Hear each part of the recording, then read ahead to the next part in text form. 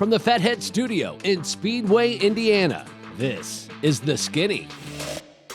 Maybe I need to start in the trash truck business. Don't rule it out. So my body holds about 11 units of blood, the average human body, guy my size, and I had 22 units put in because I had 2 full oil changes. He's airborne, and then I'm above him.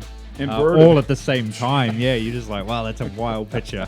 Boom, and then it goes boom, and it comes back out. I hang up on the guy. I go, who's this? This is Deion Sanders. I go, yeah, nice try. See you later.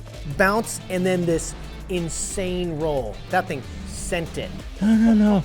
It's okay, we come back. They just do it. Man, am I still pretty? And he's like, you ain't pretty, but you're going to be all right. If I was a few years older, you might be calling me Grandpappy.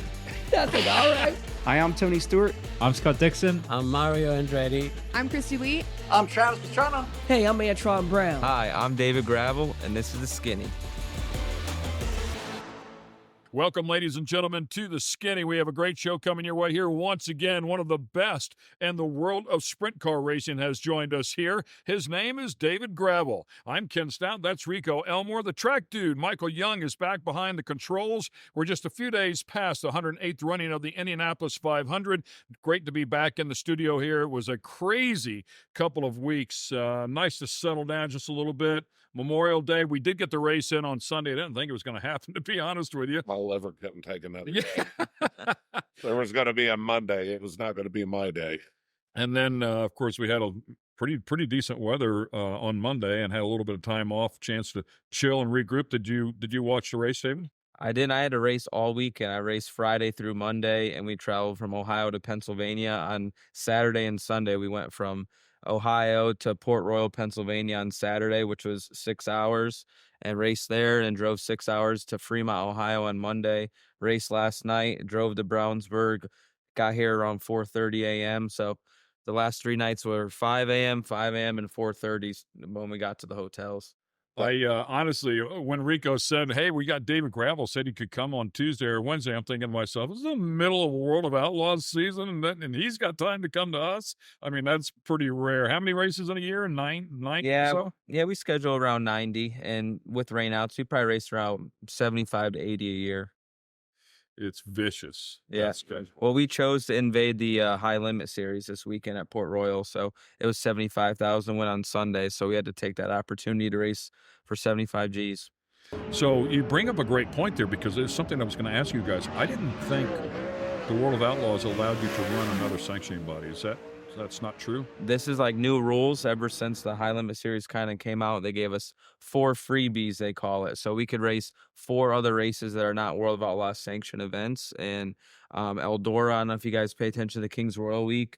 Now the first 2 days are flow events, and that's the historical big one, but I think they renamed it something else. And then the last 2 nights, Friday and Saturday, are World of Outlaw and Dirt Vision events. So those are 2 of our events that are taken up. We're probably going to go to Eagle, Nebraska for the Eagle Nationals, and then that race at Port Royal, and then that's all we could do for the year. Now, correct me if I'm wrong, but did the World of Outlaws initially become established because other sanctioning bodies said you can't go race somewhere else? I don't think so. I'm not old enough to know what the hell happened in the 70s. I want to say, Johnson. Yeah, I really thought that's kind of what developed that series, but yeah, I could be wrong. I mean, and it makes sense that it would, because, I mean, the name, the World of Outlaws, I mean, it was a bunch of outlaws that would always invade all of these other. They'd go chase some big money races, and the people that had the hard stance and said, you can't race another sanctioning body, you're racing ours, like, you know what, I'm out on that deal. And yeah, it's a unique situation. I think it's going to continue to change here for the years to come. But I believe, Ted Johnson started back in the day, and all the best travelers, became the World of Outlaws, and they came and raced for the money. And, somebody like Sammy Swindell and Doug Wolfgang didn't really commit to the World of Outlaws a lot of their careers, where Steve Kinzer really did. But over those years, there was a couple different series, the USA Sprint Car Series. They tried to dethrone the Outlaws, and then the Gum Out Series as well, try to dethrone the Outlaws. But Brian Carter's owned the series for quite a while now, and these rules that I would say that you can't race other races have been around for 10 or 15 years, I would say. And then now more than ever, there's more rules than ever. And it's really all about that streaming money and the streaming services. That's where the influx of money is coming in our sport today. Yeah, I mean, it's hard to believe. I mean, that you have two major touring series like that, and really both still getting it done. And I mean, everything that I hear about both of them, I mean, there's pros and cons with both of them. I think that somebody said that the World of Outlaws, that their stands look maybe a little fuller, whereas the streaming stuff, I think, is about dead on with both of them. So I think there's a place for both of them. I think they both keep each other honest. Yeah. Yeah, I think the competition is good. I think a sanctioning body, if you would just have one sit up top, it's more times than not, it's tough on the racer that way. So to have a little bit of competition, I think it's a good thing. You're the one living it. You're in the world. What do you think? Yeah, it's since COVID, right? The prices of everything have gone up. Hotel rooms, diesel costs, tires, are crazy. Our engines are like $75,000 now. Where when I first started in 2010, they're like 48 grand. So it's the cost has been insane, and this increase the last 2 years is really much needed. I wouldn't say the teams are making more money; they're bringing in more, but now it's maybe offsetting the cost now. And High Limit made the World of Outlaws step up this year. Instead of 10,000 to win, it's 12,000 win every event. So our point fund money went up 2 years ago, which was nice, and the tow money went up this year. So right now with the World of Outlaws, there's more guaranteed money. As far as show up money, point fund money, where the High Limit guys, they have opportunities to race for more high dollar events.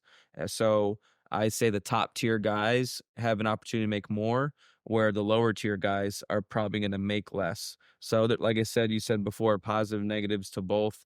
That's where it's at. And I think it's just trying to fill the voids for certain people. And there's a lot of touring guys this year. High Limit has, I think 4 or 5 more touring guys than we do. And it just shows people are excited to try to go and get that money, but it's spreading out. Like if they were just all World of Outlaws being big money, there's probably only 5 guys that are going to get that. Now it's spread out to way more. There's 10 High Limit guys that have an opportunity to make double what they did last year. And chugged champagne after each of his 6 pit stops. That was 1913. Followed up in 1914, a no drinking while driving rule was established. The Skinny is brought to you by Fatheads Eyewear. Fatheads Eyewear, hardcore since '04. And American Coach. Innovation is our life force. Welcome back to the Fatheads Eyewear Studio. We're here in Indianapolis, Indiana. This is The Skinny. We have Mr. David Gravel on the set with us here today and talking with him about some sprint car action. That's where he makes his living. But I thought we'd have a little bit of fun here. We talked about the 108th running of the Indianapolis 500 and was chilling out a day ago. And my wife had the paper out and she said, 15 fun facts you may not know about the Indianapolis Motor Speedway. So I'm just sitting there having a cup of coffee and listening in. And number 4 caught my ear. It says in the earliest races, drivers were relieved during the race by a second driver. The first to complete and win the race without a relief driver was Jules Go in 1913. Monsieur Go drove a Peugeot and chugged champagne after each of his 6 pit stops. That was 1913. Followed up in 1914, a no drinking while driving rule was established. Did he win trucking that? He was the first one to win without a relief driver and 6 pit stops, and he's pounding champagne back. I don't know if I would want carbonation, but hey, I get... There's a lot of options better than champagne, but apparently that was his drink of choice. So I found that pretty interesting. That one definitely caught my ear. Yeah, he couldn't figure out why either. He's like, "What's wrong with me having champagne during the stops?" It was quite like that's foreign or something. Why wouldn't you like that? Or I mean, I won the race, and you guys are taking that option away now. And I mean, he only ran about 4 or 5 cars completely off the track. I mean, other than that, a lot of liquid courage maybe it helped him out, relax him. Yeah, slow his hands down a little bit. Yeah, maybe he's a nervous wreck. So you said your new shop's going to be built out by the racetrack. Yes, sir. So that's close to you. That's good. Yeah, just a hop, skip, and really, really long flight. Really long jump. From here, heck yeah, and from Florida, it's pretty damn far. Yeah, so Houston Speedway, Todd Queering, he's been building this event up, the High Bank Nationals. Last year, paid $250,000 to win the highest paying race in World of Outlaws history, and he decided to build a shop right next to it. So we'll have a showroom, his offices, living quarters for the guys. We're out of a really small town, Windham, Minnesota, and the closest airport was Sioux Falls, an hour and a half away. There's like 3 restaurants there, like 800 population. So not much for the guys to do in the wintertime. So we're going to have a golf simulator. It's going to be pretty plush and be close to an airport so we could fly in there. But you don't really want to fly there in the wintertime. It's like 30 below. It's pretty rough out there. Legit. Yeah. It's freaking cold. A little bit different from where I'm at in Florida now, where it's like 70 all winter long. It's a culture shock, that's for sure. You know, you could run good once a month or maybe once in a weekend, but to average a top 5 finish, everybody's got to be on their game. You're looking at the current points leader for the World of Outlaws. That is Mr. David Gravel. If I did my homework correctly, and as much racing as you guys do, it could have changed, but I believe 95 career wins, tied with David Blaney, 8th on the all-time win list. That's pretty solid stats right there, brother. Luckily, I won on Friday, so I have 96, and I passed Dave Blaney. So pretty damn cool. It's just starting getting your first win and then thinking you'll be in the 90s, you know, is hard to look that far ahead. And then you go look at Donnie, he's over 200. And then you look at Steve, he's at 500. So it's pretty amazing, just a tier of all these things. But it's cool to see the guys ahead of me. You know, Joey Saldana's there and Danny Lasowski and stuff like that. So it's definitely motivating, no matter what you want to win races. But when you can get to the triple digits, to me, it is really important for me in my career. And it's been a fun ride. And I've been bounced around to a lot of different car owners, but I've been here. This is my 4th season with Todd Queering, and it's been a really good 10 years so far. You've been kicking it this year, too. So if you won, that's 9 wins on the season already. Yes, I believe I have 8 right now. Yep. Wow. That's a great start, man. Yeah, we're at like 32% win percentage. That's exactly what it was. What I had looked at, I forget what the starts were. Probably have it here somewhere, but that's exactly what I put down. Was 30%? 8 wins and 24 starts, 30%. Yep, was exactly what which I had. Is so if we could keep that up all year, it's gonna be an amazing year. You know, that's gonna be hard to do, but right now we got our together. That's for sure. Yeah, that's amazing because it is such tough competition. Yeah, it is. Again, we're in a weird spot in sprint car racing this year. We lost Brad Sweet, James McFadden, Jacob Allen, and Spencer Basin this year from the Outlaws. We gained Bill Baylog and Buddy Kofoid this year. So we lost like 2 tough guys, you would say, night in, night out, because we gained 2. So right now it's a little bit easier to run in the top 10 with the World of Outlaws event this year, but it's not easy to win still. I mean, Logan Schuhart, more than capable guy, hasn't finished on the podium in 28 events. So that's hard to believe. That's hard to believe. I mean, this guy's won over 10 races in a season, plenty of times, and it just shows you how competitive it is still. And Buddy Kofoid's running good lately. Macedo's been in the podium 7 events in a row.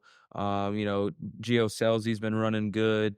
Donnie's been a lot better this year than years previous here, the last couple. So it's definitely not easy, and our car count's been pretty crazy. We had 46 cars, I think, at Fremont last night, and then in Ohio, at Attica, we had in the 40s. We were just at Fort Royal. It was like 53 cars. So there's been a lot of cars. It's great, and it's booming right now. That's for sure. That's amazing. You got to love the pressure of qualifying, huh? Yeah, you have that many cars. It's like don't stumble. Yeah, there's a lot of pressure qualifying, and that's what's so unique about our sport. We go out and hot lap or practice for 3 laps, and we got to figure it out. And the track's constantly changing, and you go green first time by, and you got 2 laps, and you better make it count. And luckily, qualifying for whatever reason has been a strong point in my career and what I've done, and that's just a huge benefit with the Outlaw Tour. You quick time, you start on the pole, your heat race, and if you win your heat, you're in the dash, and that just sets up your night so much. I've always had mad respect for the traveling teams. I mean, you look at them, all the big dogs, the pros are coming in, but you guys have to adapt and change to every one of those tracks. And whenever you have that many cars, you clearly have locals that that know that track like the back of their hand will come out there and they'll hand you something for sure. And they love the challenge of the pros coming to town too. So I love everything about it. Yeah, that's the rivalry stuff. And Pennsylvania Posse versus the Outlaws was always one of the biggest ones. And yeah, just a lot of fun. And that's what makes it so hard to be consistently good. People like Donnie Schatz and Steve Kinzer to dominate for these times where Donnie won 30 races in a year. In a more modern era, back in the day, it felt like it was spread apart a lot more. But for you to win 20 races in a year at all these different tracks, it's just so hard to do, and not many people have done it. And when you join the Outlaw Tour, you join the High Limit Series, and you race against those guys night in, night out, you're like, this is pretty hard. You could run good once a month or maybe once in a weekend, but to average a top 5 finish, everybody's got to be on their game. There's probably 150 guys that probably shouldn't be there as well. So you're throwing. I think you're light on that. Yeah. Welcome back to the Skinny. We have David Gravel on the show with us, the winner of the 2019 Knoxville Nationals, one of arguably the most prestigious sprint car race in the world. I don't know. Can we still call Knoxville Nationals the most prestigious sprint car race in the world? There's so many big money races now. The Million at Eldora, you talked about your racetrack there at $250,000. I don't know that money decides that. When they show up at Knoxville, of course, you talked about car count. I mean, it's massive to make that show there at Knoxville, and certainly, arguably, like I say, the most prestigious sprint car race in the world. How cool was that one? Yeah, for sure. That was a dream week for us. I was racing for Jason Johnson Racing then. I met Jeff Gordon at Chili Bowl the year previous, got hooked up with him and got Exalta on the car, and he was there with Mark Webber. It was just like a dream week for us, and we won our prelim night, won the Knoxville Nationals that week. So that was amazing. That was probably the most memorable week of my career. But Knoxville Nationals, hands down, still the most prestigious event. Our Hall of Fame is there. The purse, it's I think like $12,000 to start the race now. We get over 100 cars, and the list of Knoxville National winners are very, very small. Steve Kinzer, Doug Wolfgang, Danny Lasowski, Donnie Schatz, they've won like 70% of all the Knoxville Nationals. So I think there's in the 20s of winners of the Knoxville Nationals. They've been running that event since the 60s, I believe. So very, very small list. For whatever reason, the Kings Royal has a different format, and there's a lot of one-time winners. Jason Sides won the Knoxville Nationals. Lots of different people. Darren Pittman's won the Kings Royal. I'm sorry, Jason Sides won the Kings Royal, not the Knoxville Nationals. But for whatever reason, the list of like World of Outlaw champions and Knoxville National champions are just very, very small. And I think that's why it's so prestigious. You've been in both of the events. I had the pleasure of calling the Chili Bowl and the Knoxville Nationals, I want to say starting around 2008 till 2023. So a pretty good run, 15-year run there with both of those prestigious events. And it truly is just magical weeks. Knoxville being a 4-day process. Obviously, the Chili Bowl now starting on, I think practice day is on Sunday to start racing on Monday. Yeah. But to watch 350 cars, try to qualify for 24 spots is nothing short of exceptional. I know you've had some success there at the Chili Bowl. Said you were there this past year, didn't get out of the B's, which let me tell you something, making the B's at Chili Bowl is that's a win anywhere else. Yeah, that's right. That's what I was going to say. But I think it was 2000. Speaking of 2019, was it 2019 you made the A? I believe so. It's all a blur on all these years. Yeah, so right after the new year, you think it's the wrong year. But, I made the Nationals one time with Frank Manafort. We ran second on our prelim night to Rico, and that was definitely a cool moment. It was the first time that Frank owned a car and started the Chili Bowl Nationals. So special moment. He passed away from cancer a couple of years later. So definitely something that I won't forget. A lot of people out there might think, you should be able to hop into a midget. I mean, you wheel around a 1,000 horsepower sprint car, and you're good at that, and you hop in a midget, it should be no issues, but those things are a handful, aren't they? Yeah, they're just way different. There's really not much comparable. How the engines are mounted in the cars, the cockpits are way smaller. A wing sprint car, you're driving off the left rear of how the wings are built, and a midget, you're running off the right rear. And then now we're indoors at a really, really small, tiny racetrack, racing with so many people you never race against in your life. And there's probably 150 guys that probably shouldn't be there as well. So you're throwing. I think you're light on that. Yeah. There's traffic. God bless you all. I but love I think it all you're the light time. on that. I can't tell you how many times people come up to me and say, "Hey, we're going to go run the Chili Bowl this year," and I like, "Oh, really? Have you been running the midget?" And they say, "No, it's going to be the first time." I'm like, "Oh yeah, that's the race you want to go to." We just got this car. We're going to shake it down, and we're going. Yeah. You just practice one time, then you got to go out for a heat race. So that's Right. how it goes. It's pretty wild. Welcome to the world's best, by the way. It's like if you got a life checklist, I think every race fan must have it on their checklist. I don't know. It really is. It really is exactly what you just said. But the best are there. I mean, we have people like you that show up that are extremely good at what you do in your discipline, but you're going to go against guys in a midget that are as good as you are in a sprint car, and that's where the cream eventually rises to the top. Yeah, for sure. You always have those surprise guys that go there maybe for the first time or make the Chili Bowl Nationals, and it's just a different style of racing. And when the track gets technical and the bottom is tough to hit but is rewarding, that's kind of where I shine, where if it's against the wall and you got to really hanging out, that's maybe something I'm not the best at, just because it takes a lot of confidence and it's easy to flip those damn cars over. You don't have to do much wrong. There's a reason they keep a flip count.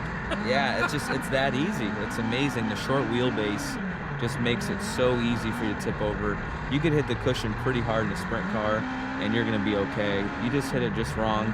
Wait till Midget Week comes up here. How many people just flipping qualifying, sending it on a cushion. It's just, they're tough cars to run.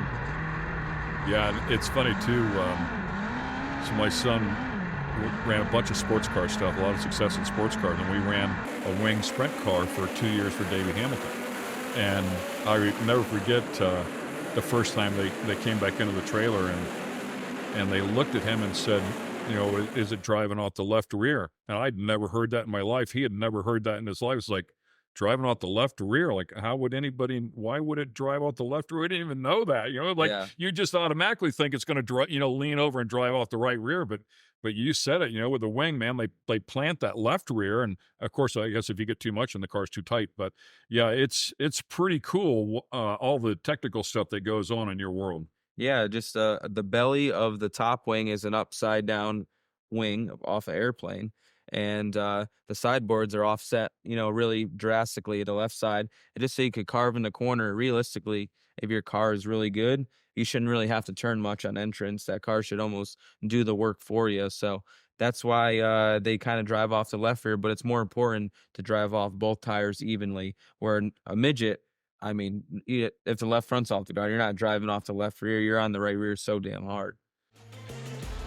I got to second with like 5 to go, and I think I wore my stuff out to get there, and he ended up winning. But The Skinny is brought to you by American Coach.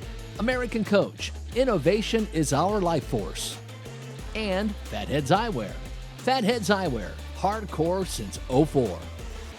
There's a beautiful look at the Fatheads Eyewear Studio. Welcome back to the Skinny. I'm Ken Stout. Rico Elmore sitting right alongside there, dead center. And Mr. David Gravel has joined us as well. A tough competitor in the world of Outlaws, sprint car competition. Of course, Michael Young running the controls over there as well. You got to throw him a little bit of love. You didn't bring Michael into play there. So 2016, 17, 18, 19, third in the points.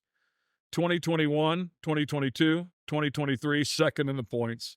You've been right there, man. I mean, right there to win this championship. And finally, you're leading in the points. You got to close the deal out. Still a lot of racing yet to go. Yeah, for sure.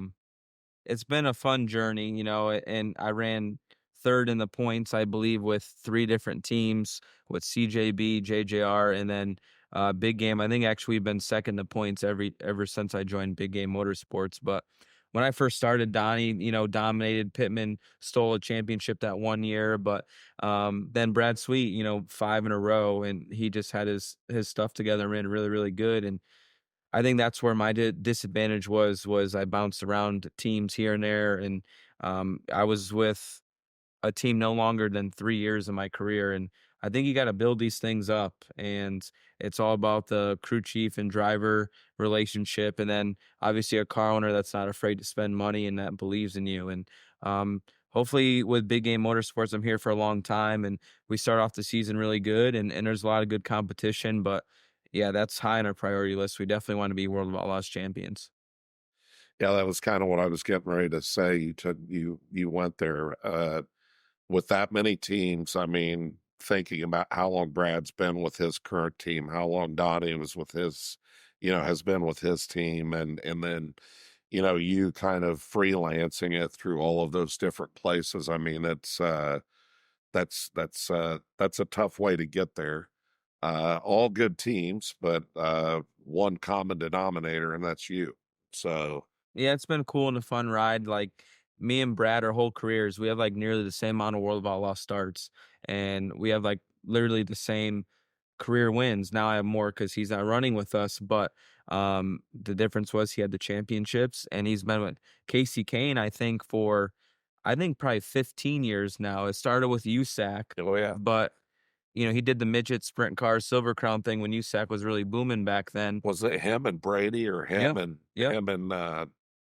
when did Swindell Swindell dabbled in there. I think it was Brady and Brad were the first two, and I think Brady got booted out, and then I think Kevin did some, I believe, and they had that Mopar stuff back in the day, and Brad Swindell used to tear that boy. Yeah, I'm sure. And that USAC stuff, I watched him barrel roll a car down the back stretch at Salem. Yeah. And I mean, just got out and said, pull another one out. Let's go. I think it was on Speed Channel maybe back in the day, but Sammy was fighting, I think, Darren Clayton in the pits. I believe they were wrestling. I believe because Kevin and him got together. I guarantee it. Yeah, you could YouTube that and it'll pop right up. That is so good. Yeah. So let's talk about David Gravel, man. And what got you going? Was the first time you climbed in a race car? What was your first race car? Were you like 5, 6, 8 years old? And Yeah, the typical story of a quarter midget kid starting at, I believe, 5.5 years old.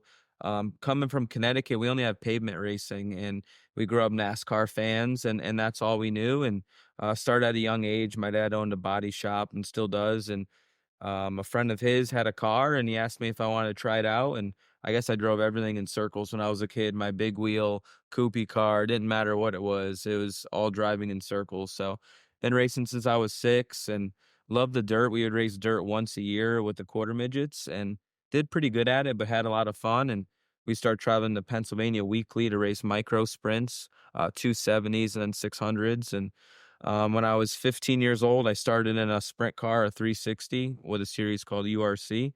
And after that, I went to the All-Star Tour. And then now I've been on the World Outlaw Tour since 2014. So off during commercial break, we were talking about you running with USAC, and it was only one time, and it was a Silver Crown. How did that even come about? Yeah, it was COVID year, right? So it was an odd year. That was the year after I won the Knoxville Nationals. I won the Knoxville Nationals at Exalta with Jeff Gordon. So we were like, all right, let's do the dirt race at Eldora and with the truck. So I was going to race for GMS, which is like the #1 Chevy team. Rick Hendrick was going to sponsor at HendrickCars.com, and we're going to do Eldora. And then since I won that race, so I go, maybe we could do a little bit more. So we were signed up to do 6 truck races that year. So I had to make a decision, try these 6 truck races and not commit to the World of Outlaw Tour.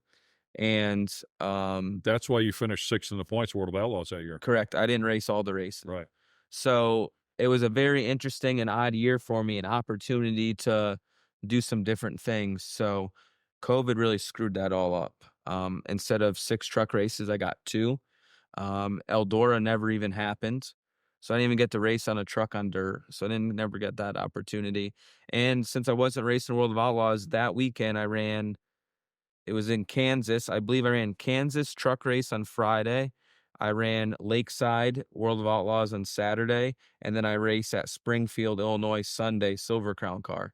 So that was really cool for me to drive 3 different disciplines on one weekend. And there was a decent amount of travel and all that. And it was a lot of fun. And the Silver Crown was a lot of fun too. I drew with the #1 pill. And the rule is if your car has to be pushed to start, you have to go out last. So I went out last to qualify, went wide open around there, qualified 6th. So I'm like, man, that was good going out late. I'm going to start 6th in the race. Well, since you got to get pushed to start again, you got to start tail. Oh, So I had to start dead last in the feature. Never raced one before. It was colder than Whose hell. stuff was it? Um, it was the Hewitt car. It was that blue and yellow, ugly hand painted looking thing that Cody Swanson used to drive, and he would win with it. And shoot, I forget their last names. It wasn't Gaducci's stuff, was it? No, it had a Toyota V8 in it. It ran really, really well. But I believe it was called the Swanson brothers, but they were not related to Cody Swanson. The two brothers, one guy died, and the brother was keeping the team going, and they don't race anymore. They kind of stopped after that. But Spridge hooked me up with them, and I knew it was a fast car, and I showed up that day and put the seat in the car, and Oh, it wasn't what's his name? Southern Cody drove the car forever, right? yeah, and Schrader drove it some. Yeah. And Schrader drove It it. was I'll think of it here in just a minute. Go ahead. Sorry. I should know. Yeah. It was a father that there's somebody out there watching TV right now screaming the name. Yeah. Oh, sorry. Yeah, it was a great experience. It was a lot of fun. Great car, so Yeah, it was fast. Had a great running motor, and we ran second that day, and it was cool. It was a great rookie start for me, but Larson was there. He started up front and he won, and I got to second with like 5 to go, and I think I wore my stuff out to get there, and he ended up winning. But it would have been cool to start up front and had a fair shake at it. But what a blast! See, sprint car racing is so aggressive, and they're not long races, and I feel like that's more my cup of tea. 100-lap race, being methodical, trying to save your stuff for the end, and I wish I got to do that a little bit more often. Great stuff here with David Gravel. We have plenty more to go. Stay with us. We'll be right back. It's nuts. Now I'm a dad, a homeowner, and a full-blown adult now, not just a kid just worrying about racing and nothing else. Well, when we left you, there was a big dilemma on who owned that car. So as you might imagine, Google is your friend. These guys have been tracking it down. Welcome back to the Skinny. We have David Gravel on the show with us, and the final answer is yes, Mark Swanson. Is that Swanson Encore Racing? Yeah, Swanson Encore Racing, old school team, with some very, very interesting paths. So that's good car. Just need to have a better clutch. Probably could have beat Larson that day. In the interest of fair reporting, the clutches are an issue with those cars. They always are. Yeah. So why the rule is there is beyond me. But I'm gonna have to talk to Spridge about that rule. He's a man. I'm sure plenty of people have He can talked get to that him about sorted that. out. Yeah, for sure. Good stuff. We've been talking to David Gravel here, of course, sprint car ace, 2013 World of Outlaws Rookie of the Year. So, man, 10 years flies by. It's crazy. I'm 31 years old now. I feel like an old man. You know, I got 1,000 starts under my belt now. It's pretty wild how time flies. And 10 years ago is nuts. Now I'm a dad, a homeowner, and a full-blown adult now, not just a kid just worrying about racing and nothing else. Other responsibilities now. Yeah. Yeah, this adulting thing is way overrated. I can tell you that. So, what was the opportunity to your first time to climb into a sprint car?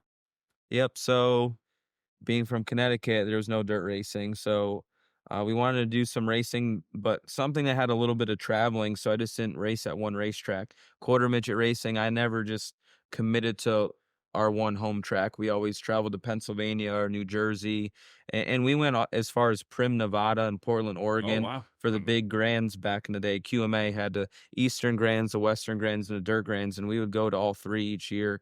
So we always traveled and tried to be really diverse, and it was just something that we wanted to do, and URC was that perfect series. They race at a different track. I think we raced 2 or 3 times a month and went to different places every week, and we bought a sprint car, and we wanted to go 305 racing, but I was too young, and they didn't approve me to race. And the 360 series, with how the rules were, I was able to get in with URC, and it was a lot of fun. We had one 360 engine, and raced with just our family crew that never seen a sprint car, worked on a sprint car before, and made it happen. And we were pretty successful at the 360 level, but when we went to that 410 level, it was a big wake-up call, and we were way out of our league. And figured out we needed like professionals to work on these things.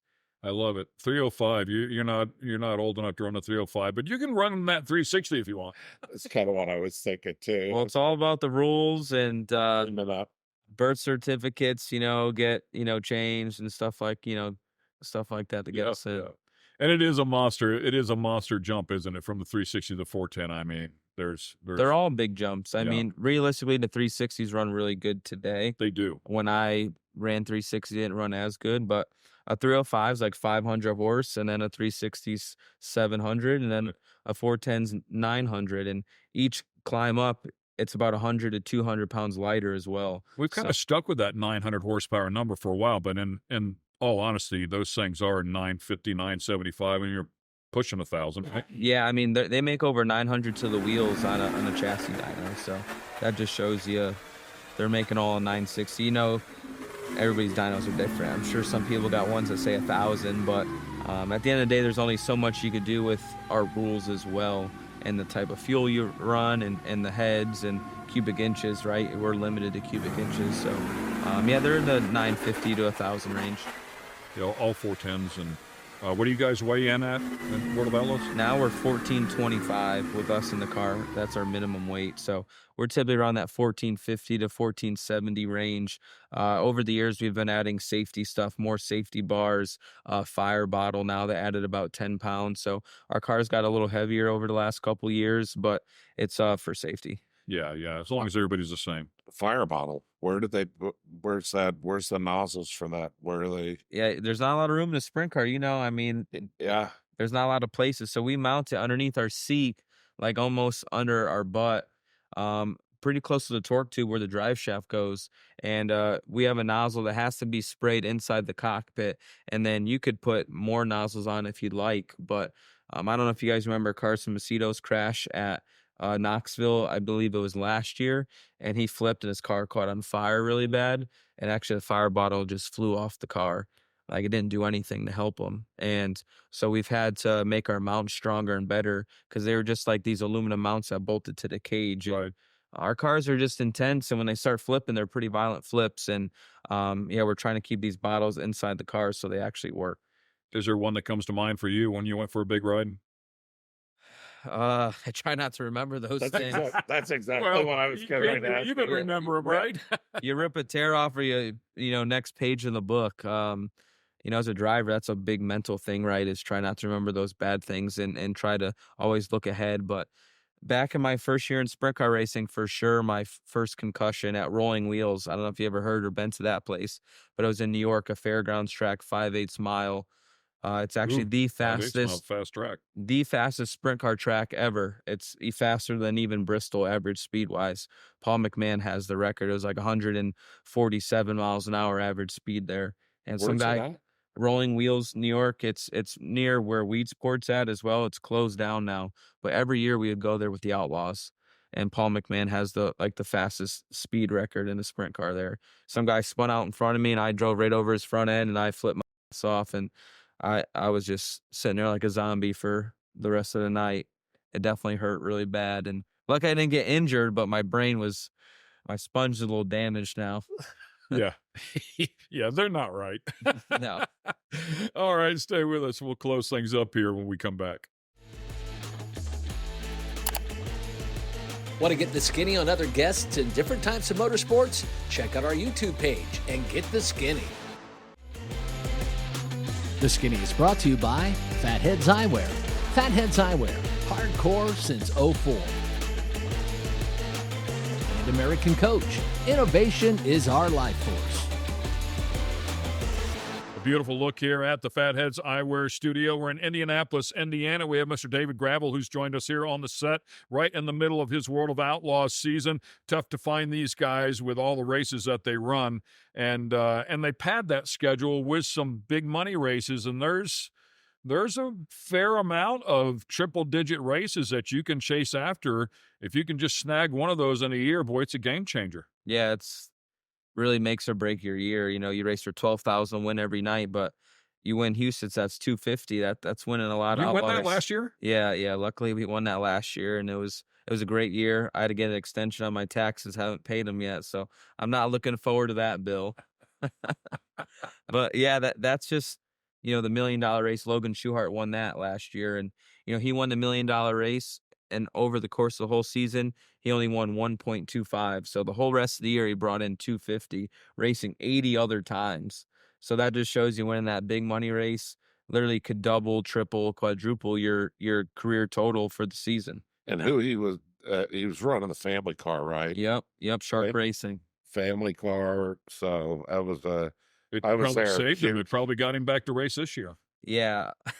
Bobby Allen is the owner of the team, a legend. He won the Knoxville Nationals back in the day, and he's just been a junkyard dog that's always built his own stuff and scratch and clawed. And Bill Klingbill, he's kind of the PR guy over there at Shark Racing, but I know they had a lot of bills to pay, and he said pretty much that $1 million were spent pretty quick before you know it. And once the driver gets his piece, and they have 2 teams, so they got probably 15 or 18 engines. Those engine bills, skyrocket and stack up. So how many engines do you plan for in a season?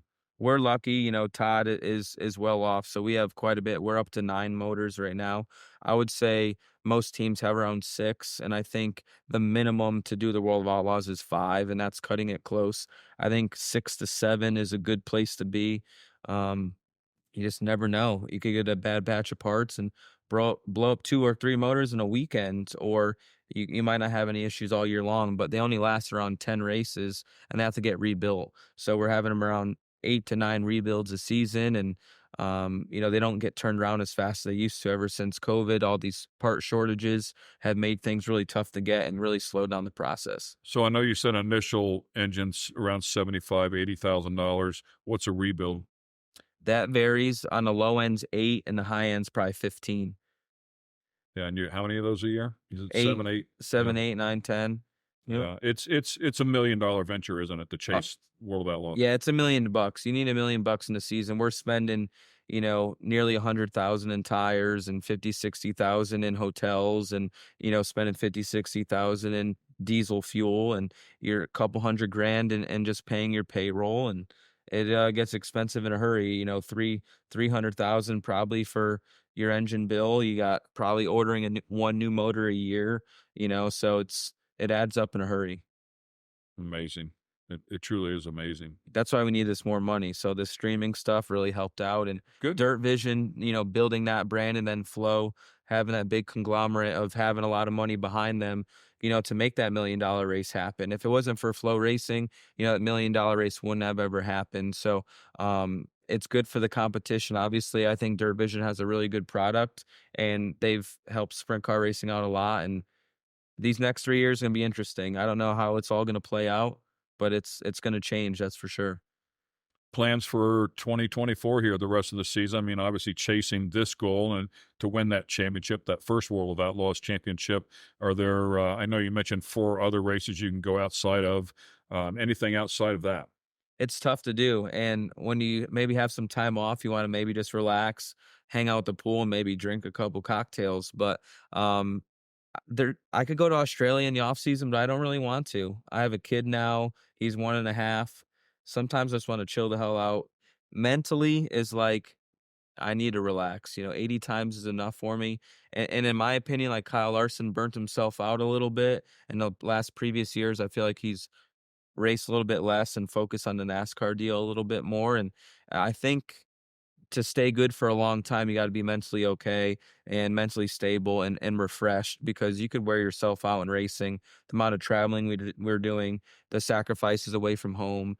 So I'm going to race our 4 freebie races. We'll be at Eldora for the historical big one. It's 100,000 to win. And then Eagle has a 50,000 win with high limit. So we'll be at those races. We just ran the Bob Weichert Memorial at Port Royal this past weekend for 75,000. So that's about it. I might do Chili Bowl, might not.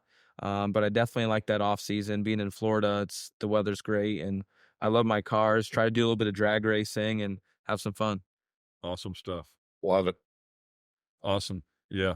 Congratulations, man. I know you've had a lot of success on the tour. I hope you get that championship. You certainly have dug hard for it, and you've been oh so close, as we documented here. So best of luck moving forward here in 2024. Yeah, thanks for having me. Glad I could make it happen. I don't have many extra days, and it just all worked out. Yeah, we're super glad too, man.